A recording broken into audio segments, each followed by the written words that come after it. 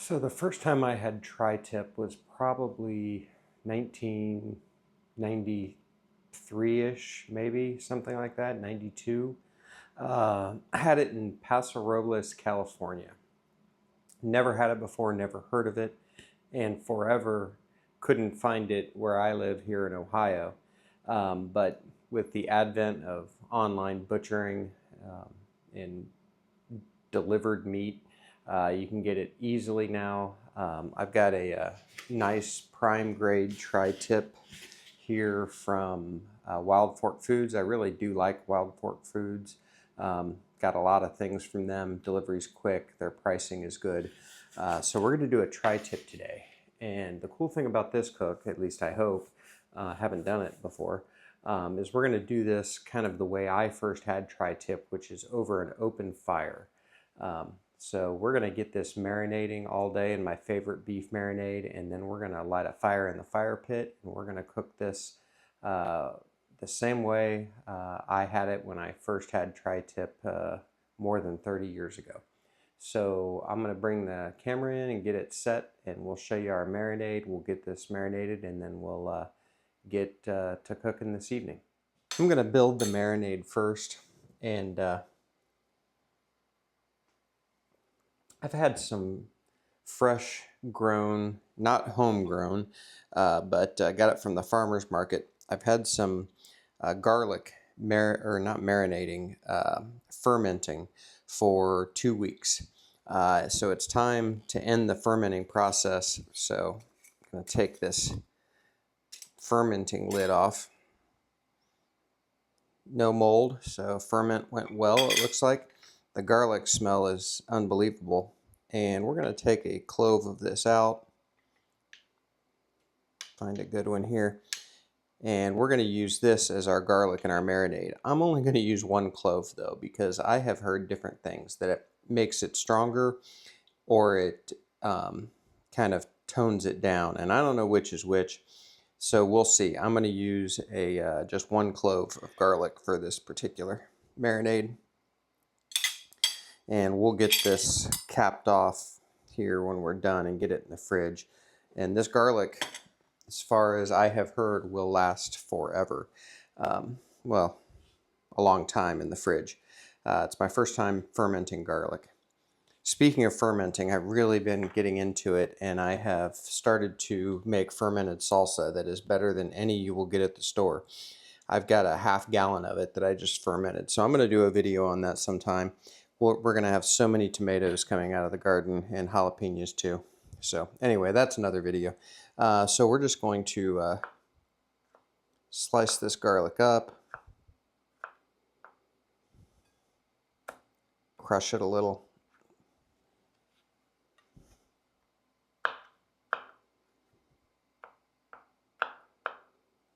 That'll be fine, and we'll get it in our marinating bag.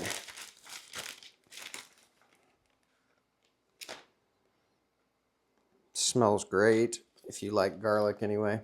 So the way I do this marinade, and I've got a separate video dedicated to this marinade, is I use an amount of soy sauce and about half that in a neutral oil. I'm not going to measure this, but depending on the size of meat, you might go a half a cup of soy sauce, quarter cup of oil.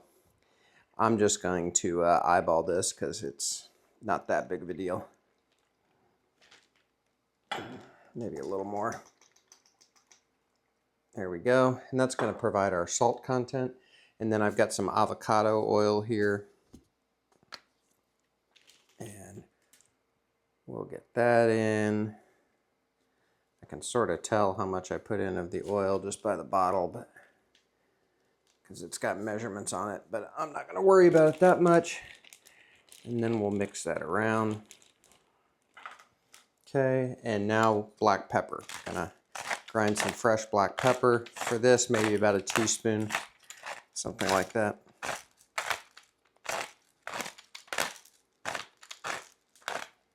Here we go. This is Telecherry black pepper. It's sort of my favorite variety of black pepper, but whatever you got. And before we open our tri-tip, just gonna mix this around a little bit, get it incorporated.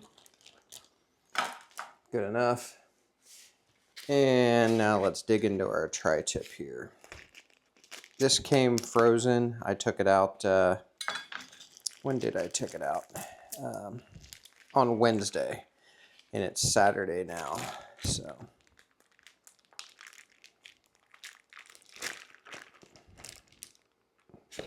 There we go. Put the bag off to the side. I'm just going to use these paper towels to sort of dry it off a little bit.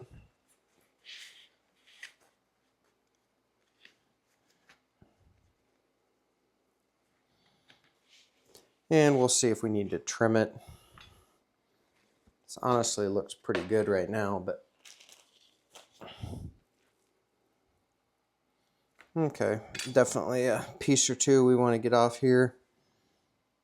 Got some silver skin back here, but it's not a lot, and I definitely don't want to dig out too much of the meat, but we'll take a little of that off.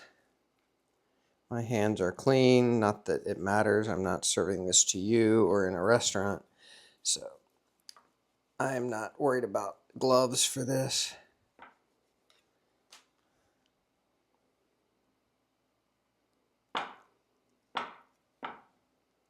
I always forget to put something under my cutting board to keep it from sliding around. I'll probably lose a finger in this today. Here we go. Maybe a little of this piece of silver skin too. So this is prime graded, so we should have some decent internal fat. So I'm not necessarily worried about the outer fat as far as keeping a ton of it. So if it comes off with the silver skin, that's okay. Little silver skin up top.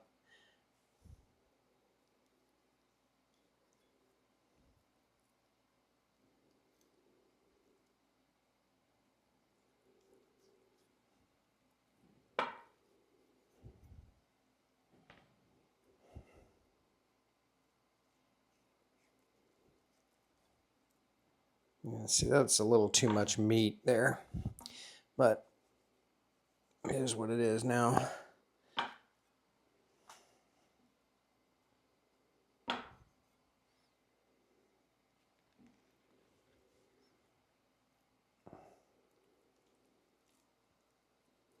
All right, we're not going to let perfect be the enemy of good here. We've got a decent amount of this off. This is a great time, though, to point out the... Oh, there's definitely a piece back here we need to get. Really hard fat that's just going to end up chewy. It's not going to render at the temperature we're going for on this tri-tip today. All right, that's going to be good. Again, you could spend an hour on this, and I'm not going to do that. This is actually a great time, though, to look at this grain on the tri-tip. So this is running like this, which really means we're going to want to cut it like this. So if we look at the crescent shape here, we're really going to want to cut it across that crescent whenever we cut this. And that's going to be important for tri-tip. It's not a super tough piece of meat, but it's certainly not a ribeye either.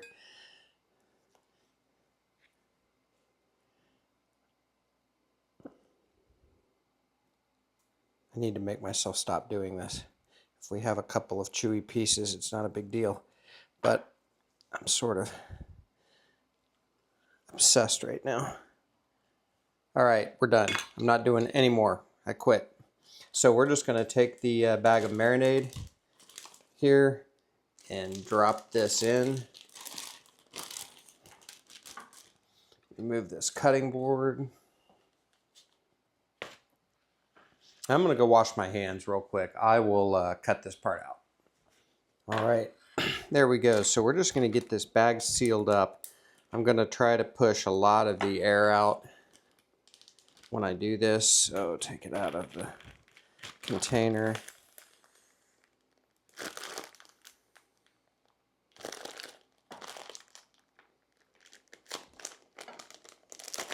And there we go. So Just gonna mix it around. I'm gonna let this go. It's 7:15 in the morning now, something like that, 7:30. So we're not gonna cook this for 8 hours maybe. So I'm just gonna get this in the fridge, let this marinade do its work, and I might add one more thing to it, but I don't want to do that until a lot closer to the cook. So we'll get to that later if I end up doing it. But a few times throughout the day, I'm just gonna turn this over and keep working the marinade in. But this is my favorite beef marinade. I think it is great. So we will see you here in 8 or 10 hours or so. All right, we're gonna get our fire lit. I'm gonna start off with charcoal. I do have some wood splits to put on it after the fire gets going. But we're gonna cook this over an open fire with kind of a new setup. I have used it once, but I didn't do a video, so we're gonna do a video today. And I'll show you a little bit about how it works here before we're done today. But we're going to get the charcoal lit for now. So I've got a tumbleweed. It's actually the biggest tumbleweed ever. Not sure why this one is so big, but it's huge. So we're just going to light it. And get our charcoal. I'm using B&B Competition charcoal. I just happened to find it somewhere. I don't even remember where. And it's great. I actually love it. I used it today to start a fire for some bacon on the offset. So we're going to let this go. I bet it'll take between 20 and 30 minutes, and then we'll dump it and get our fire going. So we'll bring you back. Well, while I'm waiting for that charcoal to ignite in the chimney, may as well have a beer. I had figured I hadn't done a beer review in a while, so I found some Pacifico today, which I really, really like. So good Mexican beer like that. We've got our beer lime salt, which I also really like. I'll put a link to the beer lime salt in the description. And I'm going to take a drink first so it doesn't overflow on me. There we go. All right.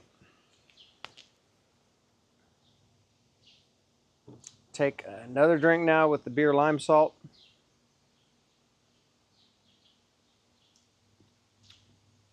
Love it. So good. All right, I'm going to tend to this charcoal, and we'll bring you back when we get ready to dump it. All right, so we're going to go ahead and dump our coals. And be careful here not to burn an eyebrow off. I'm going to try to concentrate them a little bit in the center, which will be good there. While we're looking at this, I'll show you how this works. So this just uses its own weight to kind of clamp into place. You can spin it around. It's got a stay cool handle, and you can just lower it as low as you want or raise it, and it will hold that position. Works pretty well. Pretty inexpensive too. I'll put a link to this contraption on Amazon as well in case you want to set up your camping or whatever. As you can hear, the neighbor's dog is doing its thing as usual. Oh well, we'll get through it. So we will bring you back next time with the meat. I'm going to put a couple of wood splits on this too, get those going. So we have some nice good, I think they're hickory is what we're using. So bring you back in just a minute. All right, so our coals are pretty good. Most of the flames have died down. I've got some hickory chunks on there. I think we're ready to cook, and plus we're getting hungry here. I've got the tri-tip. I didn't bring the camera inside because it was already set up out here, but all I did was take it out of the marinade and dry it off best I could just with paper towels. So we're gonna get this on. I've got my pigtail here. So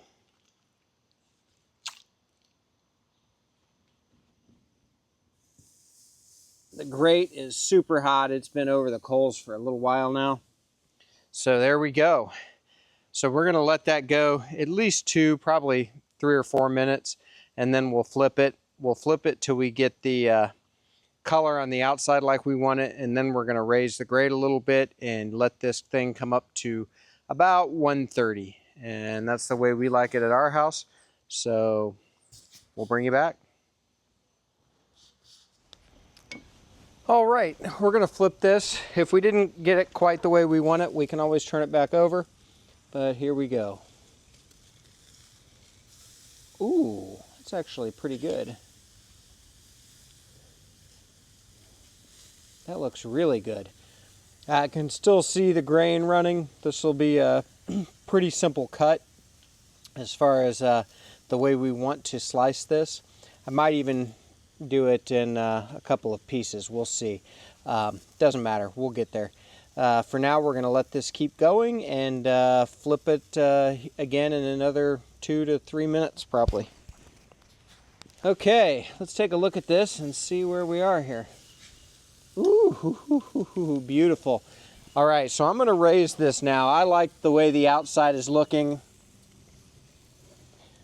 So raise it to about 5 inches, and we're going to let this keep going just like this, and we will bring you back. We'll take a temperature next time. All right, I have turned this a couple of times in the last few minutes. I want to go ahead and get a temperature. We're not there yet, I'm sure, but I don't want to overcook it. So I'm just going to use the thick part as my guide. 80, 77, 80, 80, 79, 82. Okay. So we got about another 50 degrees to go. So probably in 15 minutes or so, we'll bring you back. We'll take a look. All right, we have been about one beer later that I've been nursing. I want to temp this. I think we're close, if not done. 128. I'm going to call 135. So the thinner part is definitely there. I'm going to call this. I'm going to get this on a cutting board and tint it with foil. I don't feel like dealing with the video camera doing that, so that's what I'm going to do next. I'm going to get a thumbnail probably, and we'll bring you back and we'll slice this bad boy open. All right, here we go. Get my glove on here, get my knife.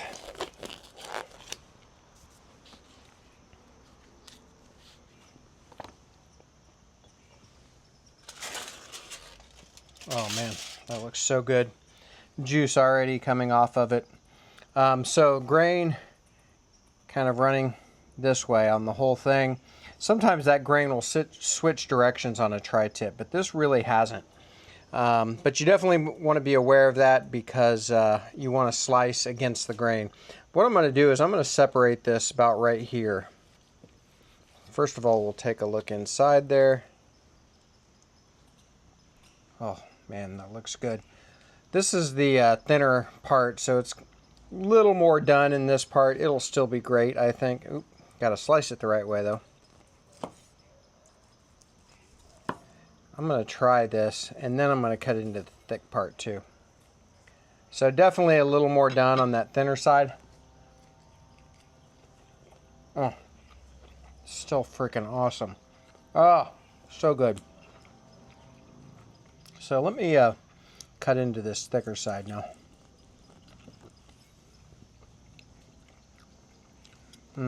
Look at that pink in there. All right, grain running this way. We'll cut here.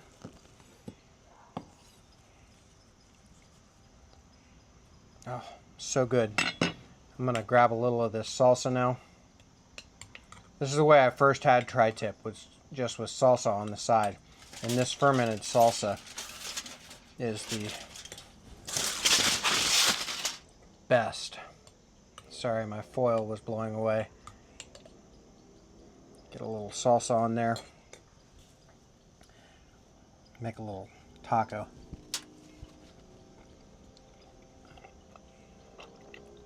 Oh my goodness, that is so good. I took too big of a bite. Hey everybody, this was a great, fun cook. Find yourself a tri-tip. Do that marinade.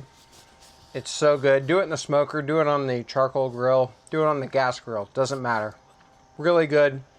See you next time at Buckeye BBQ. Bite was way too big. Like and subscribe. I'd greatly appreciate it. And throw me a comment too. Thank you. See you next time.